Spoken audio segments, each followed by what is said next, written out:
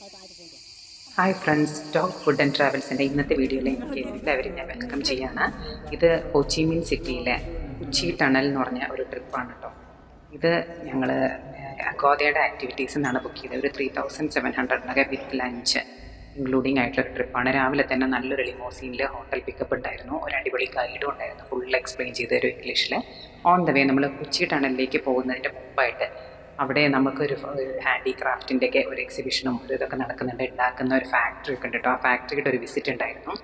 ഈ America Vietnam വാറിന് ശേഷം 4 തലമുറകൾ വരെ ഹാൻഡിക്യാപ്ഡ് ആയിട്ടുള്ള ആൾക്കാർ അവർ ജനിച്ചുകൊണ്ടിരിക്കുകയാണ്. ഇപ്പോൾ അത് 4ാമത്തെ തലമുറയാണെന്നാണ് അവർ പറഞ്ഞത്.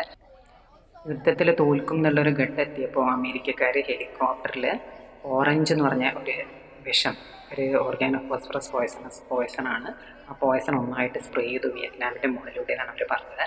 അങ്ങനെ ഒരു 4ാമത്തെ തലമുറ വരെ ഇപ്പോഴും അതിൻ്റെ രക്തസാക്ഷികളായി ജീവിച്ചുകൊണ്ടിരിക്കുകയാണെന്നാണ് പറഞ്ഞത്. കുറേ എല്ലാവരും വീടുകളിലും അതേ വീടുകളിലും ഉണ്ടാവും 1 2 ഹാൻഡിക്യാപ്ഡായ ആൾക്കാർ, ബുദ്ധിമാന്ദ്യമുള്ളവർ, അങ്ങനെയൊക്കെ ഒരുപാട് പേരുണ്ട്. അവരൊക്കെ അവരുടെ ജീവിതത്തിലേക്ക് തിരിച്ചു കൊണ്ടുവരാൻ വേണ്ടി ഉണ്ടാക്കിയിട്ടുള്ള ഒരു ഫാക്ടറിയാണിത്.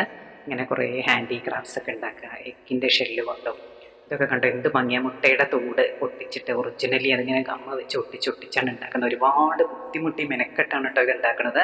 സാധനം നല്ല കോസ്റ്റ്ലിയാണ്, പക്ഷേ ലോകത്ത് എവിടേക്ക് വേണമെങ്കിലും അവർ എക്സ്പോർട്ട് ചെയ്ത് തരും. അവർക്ക് ഷിപ്പിംഗ് ഒക്കെ ഉണ്ട്, ഷിപ്പിംഗ് ചാർജൊക്കെ ഇൻക്ലൂഡിങ് ആയിട്ടുള്ള പ്രൈസ് ഉണ്ട്. പക്ഷെ എല്ലാം നല്ല കോസ്റ്റ്ലിയാണ്. എന്നാലും കണ്ട വലിയ ഷെല്ല് കണ്ടില്ലേ, സീ ഷെൽസ്, അങ്ങനെ പല ഷെൽസും ഉണ്ട്. ഈ ഷെൽസിൻ്റെ ഉള്ളിലുള്ള ഗ്ലിസനിങ് പട്ടെടുത്തിട്ടും പിന്നെ ഷെല്ലിൻ്റെ പീസുകൾ എടുത്തിട്ടും ഒക്കെ ഒറിജിനൽ പീസസ് എടുത്ത് ഒട്ടിച്ചിട്ടൊക്കെയാണ് ഇവർ ഉണ്ടാക്കുന്നത്. ഫുള്ള് ഒരുപാട് ബുദ്ധിമുട്ടി ഒരുപാട് വർക്ക് ചെയ്തിട്ടാണ് ഓരോ പെയിൻറ്റിങ്സും ഓരോ പിക്ചേഴ്സും കംപ്ലീറ്റ് ആവുന്നത്. ഇതാണ് ഇവർ കോമൺലി യൂസ് ചെയ്യുന്ന 2-3 ഷെല്ലുകളൊക്കെ ഞങ്ങൾക്ക് കാണിച്ചു തന്നു. അവിടുത്തെ അതിൻ്റെ ഒരു ലേഡി ഉണ്ട്, അത് എല്ലാവർക്കും ഫുള്ള് എക്സ്പ്ലെയിൻ ചെയ്ത് തരാൻ കേട്ടോ. അത് ഇതിൻ്റെ മേക്കിങ് ഫുള്ള് കാണിച്ചു തന്നതിൻ്റെ ശേഷമാണ് നമ്മൾ ഉള്ളിലേക്ക് പോകുന്നത്. ഉള്ളിൽ വീഡിയോ എടുക്കാൻ ഇവർ പെർമിഷൻ ഇല്ല, ഇവരുടെ മാസ്റ്റർ പീസസ് ആണ്. അപ്പോൾ ഇതൊന്നും പുറത്തേക്ക് അങ്ങനെ വീഡിയോ ആയിട്ട് പോകാൻ പാടില്ല എന്നുള്ളതാണ് അവർ പറഞ്ഞത്. ഇതൊക്കെ കണ്ടോ, ഇങ്ങനെ ആ ഷെല്ല് കൊണ്ട് കട്ട് ചെയ്തിട്ട് ഒട്ടിച്ച് ഫുൾ നല്ല ഭംഗിയാക്കിയിട്ടാണ് അവസാനം ഇത് കാണാൻ. ഭയങ്കര അടിപൊളി ലുക്കാണ്.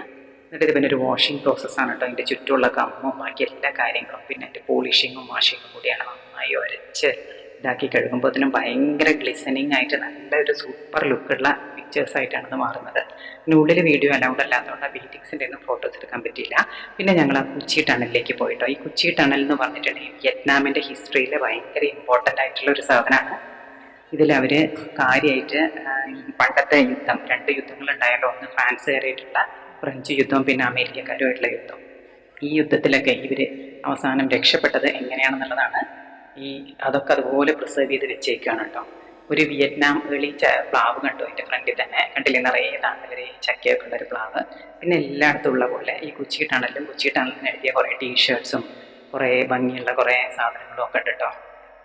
കുറേ ഷോക്കേസ് പീസസും അങ്ങനത്തെ കുറേ സാധനങ്ങളൊക്കെ ഉണ്ട്. എന്നിട്ട് എൻട്രി ടിക്കറ്റ് എടുത്തതിൻ്റെ ശേഷം ഇങ്ങനെ ഒരു ഹോൾ പോലത്തെ സ്ഥലത്ത് കൂടി നടക്കണം. പിന്നെ നമ്മൾ ആ ടിക്കറ്റ് സ്വൈപ്പ് ചെയ്തിട്ടാണ് എൻട്രി കേട്ടോ. അതിൻ്റെ ഉള്ളിൽ ആ കാട്ടിൽ അങ്ങോട്ട് കയറുമ്പോൾ തന്നെ ഭയങ്കര ചീടുകളുടെ ശബ്ദം ഇങ്ങനെ നിറഞ്ഞു കേൾക്കൂട്ടോ. ഞങ്ങൾക്ക് ആ ടണൽ സിസ്റ്റങ്ങളെക്കുറിച്ചും വിയറ്റ്നാമിൻ്റെ ഹിസ്റ്ററിയെക്കുറിച്ചൊക്കെ ഫുള്ള് ഗൈഡ് പറഞ്ഞു തന്നു കേട്ടോ.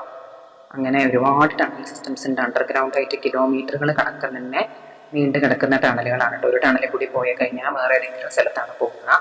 ശ്വാസം കിട്ടാൻ വേണ്ടി ചില സ്ഥലങ്ങളിലൊക്കെ അവർ ഈ വെന്റിലേഷൻ പൈപ്പ് എന്ന് പറഞ്ഞിട്ട് ഓരോ ഹോളോ ആയിട്ടുള്ള പൈപ്പുകൾ ഒരു മരത്തിൻ്റെ തണ്ട് പോലെ തന്നെ ഉണ്ടാവുള്ളൂ, പുറത്തേക്ക് ഇട്ടേക്കാണ്. അങ്ങനെ ടണലിൻ്റെ ഉള്ളിലേക്ക് ഓക്സിജൻ എത്തിക്കാൻ വേണ്ടിയിട്ടുള്ള ഓരോന്നൊക്കെ കേട്ടോ. ഇവിടെ അങ്ങനെ കുറേ ഒരു ടണൽസ് ഇങ്ങനെ സ്ക്വയർ ഷേപ്പിലുണ്ട്. അതിൻ്റെ ഉള്ളിലേക്ക് എല്ലാവർക്കും ഇറങ്ങാം. ഒരു സ്റ്റെപ്പായിട്ട് അതിൻ്റെ ഉള്ളിൽ കൂടി വേണമെങ്കിൽ ഇറങ്ങി പോകാം. പക്ഷെ അതിൻ്റെ ഉള്ളിൽ പോകാൻ സമ്മതിക്കുന്നില്ല. എല്ലാവരും ആ ടണലിലേക്ക് ഇറങ്ങുക, എന്നിട്ട് നമ്മൾ മൂടി വയ്ക്കുക. എന്നിട്ട് മൂടിയിട്ട് ഒരു 2 മിനിറ്റ് ഒരു സ്റ്റെപ്പ് നമുക്ക് ഇറങ്ങി നിന്ന് പിന്നെ അതിൽക്കൂടി തന്നെ കയറി പോരണം. ഉള്ളിൽ കൂടി പോകാൻ പെർമിഷൻ ഉള്ളത് വേറെ കുറേ ടണൽസാണ്, അതിൽ കൂടി ഞങ്ങൾ പോയി.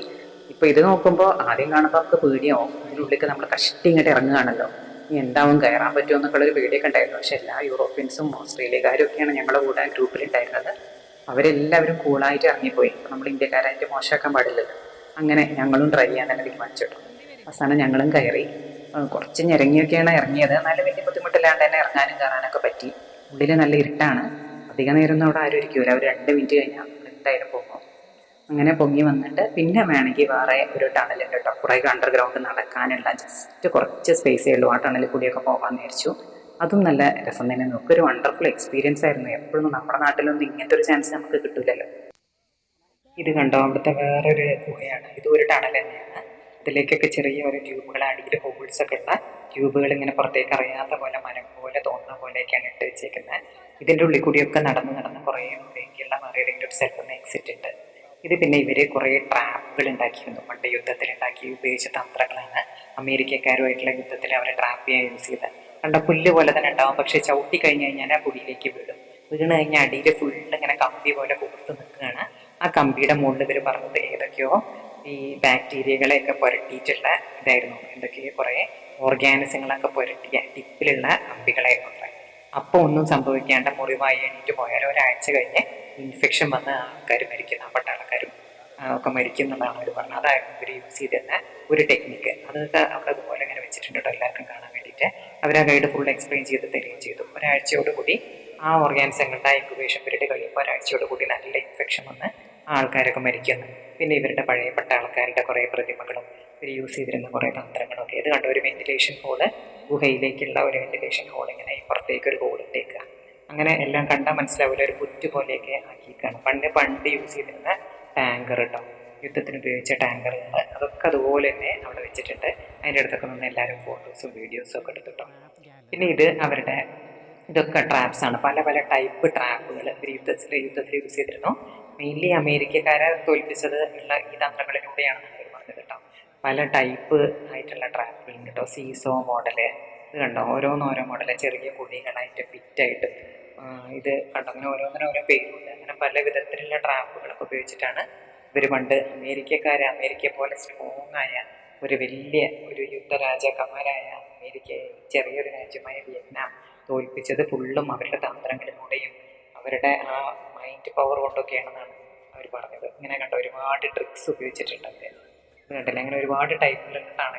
അവിടെ തന്നെ 1-2 ഗൈഡുകളുണ്ട്, ഇത് ഫുൾ എക്സ്പ്ലെയിൻ ചെയ്ത് തരും എങ്ങനെയാണ് ഇതൊക്കെ ഫങ്ഷൻ ചെയ്യുന്നതെന്നുള്ള കാര്യങ്ങളും അതിൻ്റെ പെയിൻറ്റിങ്സും, പണ്ടുള്ള ആ പെയിൻറ്റിങ്സും ഓരോരുത്തർ ഈ ട്രാപ്പിൽ പെടുന്നത് എങ്ങനെയാണെന്നുള്ളതൊക്കെ അവിടെ വരച്ചും പെയിൻറ്റ് ചെയ്തൊക്കെ വെച്ചിട്ടുണ്ട് കേട്ടോ. അങ്ങനെ അതൊക്കെ ഫുൾ എക്സ്പ്ലെയിൻ ചെയ്തതിന് ശേഷം നമ്മൾ കുറച്ചും കൂടി നടന്ന് ആ ടണലിലേക്ക് ഇറങ്ങാൻ തീരുമാനിച്ചു.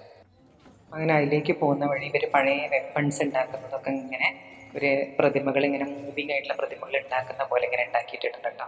അവർ പണ്ട് യുദ്ധത്തിന് ഉപയോഗിച്ച ഓരോ വെപ്പൺസും എങ്ങനെയാണ് ഉണ്ടാക്കുന്നത് എന്നൊക്കെ ഉള്ളത് കാണിക്കുന്നുണ്ട്. അതിൻ്റെയൊക്കെ ഓരോ രൂപങ്ങൾ ഓരോ ആൾക്കാരിൽ നിന്ന് ഉണ്ടാക്കുന്നതും ഒക്കെ ഇവരിങ്ങനെ ഒരു മോഡലാക്കിയിട്ട് ചെയ്തിട്ടുണ്ട്. ഇതാണ് ഈ ടണൽസ് കേട്ടോ, കുറേ ടണൽ സിസ്റ്റങ്ങൾ. ഇവരൊക്കെ കണ്ടോ ഓക്സിജൻ്റെ പൈപ്പുകൾ പോകുന്നുണ്ടോ. ഈ ചെറിയൊരു പൈപ്പ് വേറെ ഏതെങ്കിലും ഒരു കാട്ടിൽ പോയിട്ടായിരിക്കും തുറക്കൽ. അങ്ങനെ ഫുള്ളി ടണലിലേക്ക് ഇവർ ഓക്സിജൻ എത്തിക്കും. പിന്നെ ഇവരുടെ ചെരുപ്പുകൾ ഒരു പ്രത്യേകതയാണെന്ന് അവർ പറഞ്ഞത്. നമ്മുടെ സാധാരണ എല്ലാവരുടെയും ചെരുപ്പിൻ്റെ മുന്നത്തെ ഭാഗമാണല്ലോ വൈഡായിട്ടും പിന്നിൽ മെലിഞ്ഞിട്ടുമാണല്ലോ ഉണ്ടാക്കുക. ഇവർ ആൾക്കാരെ ട്രേസ് ചെയ്യാതിരിക്കാൻ വേണ്ടിയിട്ട് ആ ചെരുപ്പ് തല തിരിച്ച് കിട്ടുള്ളൂ. ഏറ്റവും ബാക്കിലെ ഭാഗം വൈഡായിട്ടും മുന്നിലെ ഭാഗം ഭയങ്കര തിന്നായിട്ടും. അപ്പോൾ അഥവാ ബാക്കി അമേരിക്കൻ പട്ടാളക്കാർ ഇവരെ പിന്നാലെ ഓടാനോ ഇവരുടെ ഫുട് പ്രിൻറ്റ്സ് ഫോളോ ചെയ്യാൻ ശ്രമിച്ചാലോ ഒരിക്കലും ഇവരെ ട്രേസ് ചെയ്യാൻ കഴിയില്ല. നേരെ ഓപ്പോസിറ്റ് ഡയറക്ഷനിൽ മാത്രമേ അവരെ ട്രേസ് ചെയ്യാൻ കഴിയുള്ളൂ. അങ്ങനെയാണ് അവരെ രക്ഷപ്പെട്ടതിൻ്റെയൊക്കെ ഓരോ തന്ത്രങ്ങൾ കാണിച്ചു തന്നിട്ടോ. പിന്നെ ഇതാണ് ആ ടണൽ സിസ്റ്റം, കുറേ ദൂരേക്കുള്ള ടണലാണ്. ധൈര്യമുള്ളവർക്കൊക്കെ ഇറങ്ങാമെന്ന് പറഞ്ഞു. ഓക്സിജനും വെന്റിലേഷനും ഒക്കെ ഉണ്ട്.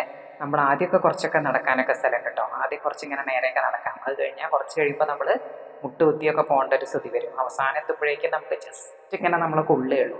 ആദ്യം തന്നെ അവർ പറഞ്ഞു നല്ല ധൈര്യമുള്ളവരൊക്കെ ഇറങ്ങിയാൽ മതി, കാരണം കുറച്ച് കഴിഞ്ഞാൽ തിരിച്ചു വരാൻ പറ്റില്ല. ഫ്രണ്ടിലേക്ക് മാത്രമേ ഇതിൽ പോകാൻ പറ്റുള്ളൂ, തിരിച്ചു വരാൻ പറ്റില്ല. കാരണം ജസ്റ്റ് ഒരാൾക്ക് നടക്കാനുള്ള വഴിയുള്ളൂ, നമ്മുടെ ബാക്കിൽ വേറെ ആൾക്കാരുണ്ടാവുകയും ചെയ്യും. അതുകൊണ്ട് തിരിച്ചു വരൽ നടക്കുന്ന പരിപാടിയല്ല. ഇറങ്ങി കഴിഞ്ഞാൽ പിന്നെ എക്സിറ്റിൻ്റെ അവിടുത്തെ തന്നെ പുറത്ത് പോകാൻ പറ്റുള്ളൂ. ഏതായാലും പോയി നോക്കാമെന്ന് വെച്ചാൽ എല്ലാവരും ഇറങ്ങണുണ്ടല്ലോ, നമ്മുടെ ഗ്രൂപ്പിലുള്ള ബാക്കി എല്ലാവരും ഇറങ്ങി. ആ ധൈര്യത്തിൽ ഞങ്ങൾ ഇറങ്ങിയിട്ടോ. ഫുള്ളിരുട്ടാണ്. കുറച്ച് കഴിയുമ്പോൾ ഇരുട്ട് കൂടി വന്നു. ഇങ്ങനെ പതുക്കെ തലമുട്ടാണ്ട് സൂക്ഷിച്ചൊക്കെ വേണം നടക്കാൻ. അതും ഒരു ലൈഫിൽ ഒരിക്കലും ഇതുവരെ ചെയ്യാത്ത ഒരു അഡ്വഞ്ചറസ് ആക്ടിവിറ്റി ആയിരുന്നു. ഒരു ഭയങ്കര എക്സ്പീരിയൻസ് തന്നെ ആയിരുന്നു കേട്ടോ. ഏതായാലും പണ്ടത്തെ അവരുടെ യുദ്ധവും ആളുകൾ അനുഭവിച്ച കഷ്ടപ്പാടും ഒക്കെ ആലോചിച്ചു ആ വഴിയിലൂടെ നടന്നപ്പോൾ. ഫുള്ള് കണ്ടോ, അങ്ങനെ നടക്കും തോറും വഴി ഇടുങ്ങി വരും. ഇങ്ങനെ ചെറിയ വഴികളായി മാറും. ഫുള്ള് ഇരുട്ടുമാവും. തപ്പിത്തെരഞ്ഞ് നമ്മൾ സൈഡിലൊക്കെ തൊട്ട് നോക്കി അങ്ങനെയൊക്കെ നടക്കണം. അങ്ങനെ കുറച്ചിങ്ങനെ പോയി കഴിയുമ്പോൾ തീരെ സ്ഥലമില്ലാതായിട്ട് പിന്നെ ജസ്റ്റ് നമ്മൾ മുട്ടിലെഴുകണം. മുട്ടുത്തിയാലേ നമുക്ക് നടക്കാൻ പറ്റുള്ളൂ. തലമുട്ടും, എണീറ്റ് നിൽക്കാൻ പറ്റില്ല. ആദ്യം കുനിഞ്ഞ് നടക്കുക, കുറച്ച് കഴിയുമ്പോഴത്തേന് നമ്മുടെ മുട്ടുത്തുക. അങ്ങനെ ഒരു പ്രത്യേക എക്സ്പീരിയൻസ് ആയിരുന്നു. അങ്ങനെ കുറേ ദൂരം നടന്നു കഴിയുമ്പോൾ നമുക്ക് 1-2 എക്സിറ്റുകൾ സൈഡിൽ കാണും. വേണ്ടവർക്ക് സൈഡിൽ കൂടി എക്സിറ്റ് അടിക്കാം. ഏതായാലും പിന്നിലേക്ക് തിരിച്ചു പോകാൻ പറ്റുകയില്ല. അങ്ങനെ ഏതായാലും ഞങ്ങൾ സക്സസ്ഫുള്ളി അത് ഫുള്ളി കംപ്ലീറ്റ് ചെയ്ത് സന്തോഷമായി. ഏതായാലും എല്ലാവരും കംപ്ലീറ്റ് ചെയ്തു. ഞങ്ങളെ ഗ്രൂപ്പിൽ ഒരു 8 പേരുണ്ടായിരുന്നു. ഞങ്ങൾ മാത്രമേ ഇന്ത്യൻസ് ഉണ്ടായിരുന്നുള്ളൂ കേട്ടോ. ബാക്കി 2 അമേരിക്കൻസും ബാക്കി 3-4 യൂറോപ്യൻസും ഒരു ഓസ്ട്രേലിയക്കാരനൊക്കെ ആയിരുന്നു. അങ്ങനെ അവരൊക്കെ കംപ്ലീറ്റ് ചെയ്ത പോലെ തന്നെ ഞങ്ങൾക്കും അത് കംപ്ലീറ്റ് ചെയ്യാൻ പറ്റി. അതിൻ്റെ ഒരു സന്തോഷം തോന്നി. അങ്ങനെ എല്ലാവരും കംപ്ലീറ്റ് ചെയ്തു. പിന്നെ ലഞ്ചൊക്കെ കൊച്ചി ടണലിൽ തന്നെയാണ് കേട്ടോ അറേഞ്ച് ചെയ്തിട്ടുള്ളത്. ഇതൊരു ഭയങ്കര എക്സ്പീരിയൻസ് ആണ് കേട്ടോ. ഏതായാലും കൊച്ചി ടണലിൽ പോകുമ്പോൾ ധൈര്യമുള്ളവരൊക്കെ ചെയ്യാം, സംഭവിക്കുകയൊന്നുമില്ല. ഒരു ത്രില്ലിങ് ആക്ടിവിറ്റിയാണ്. ധൈര്യമുള്ളവർക്കൊക്കെ പോവാട്ടോ. പേടി അങ്ങനത്തെ ഒന്നും ഇല്ലാണ്ടിരുന്നാൽ മതി, അല്ലാണ്ടൊന്നും സംഭവിക്കാൻ പോണില്ല. അങ്ങനെ അറ്റ് ലാസ്റ്റ് വെളിച്ചം കണ്ടു, സമാധാനമായി. ആ സ്റ്റെപ്പ് കയറി പുറത്തേക്ക് ഇറങ്ങി കേട്ടോ. ഏതായാലും ഫുള്ള് സക്സസ്ഫുള്ളി കംപ്ലീറ്റ് ചെയ്തതിൻ്റെ ഒരു സന്തോഷം എല്ലാവരുടെ മുഖത്തുണ്ടായിരുന്നു. നേരത്ത് കുളിച്ചു കേട്ടോ. വെള്ളമൊക്കെ ആദ്യം തന്നെ കരുതിയിരുന്നു. അത്യാവശ്യം നല്ല ചൂടുമാണ് കൊച്ചിന്. ഇനി ലഞ്ചിന് കൊണ്ടുപോവാണ്. ലഞ്ച് അവിടെ തന്നെ ഒരു ബുഫേ ഒക്കെ ഉള്ള, ബുഫേ അല്ല, സെറ്റ് ചെയ്തിട്ടുള്ള റെസ്റ്റോറൻ്റാണ്. അങ്ങനെ ലഞ്ചിന് പോണ വഴി അവരുടെ കിച്ചണും ഒന്ന് കാണിച്ചു തന്നു കേട്ടോ. പണ്ട് ഇവർ യുദ്ധത്തിൻ്റെ കാലത്തും പണ്ട് കാലത്തൊക്കെ ഉപയോഗിച്ചിരുന്ന കിച്ചൺ. പിന്നെ അവിടെ കുറച്ച് കപ്പയൊക്കെ പുഴുങ്ങി വെച്ചിട്ടുണ്ടായിരുന്നു എല്ലാവർക്കും കഴിക്കാൻ വേണ്ടിയിട്ട്. അങ്ങനെ ഇതാണ് കേട്ടോ പോണ വഴിയിൽ അവരുടെ ട്രഡീഷണൽ കിച്ചൺ എന്ന് പറഞ്ഞിട്ടാണ് കാണിച്ചത്.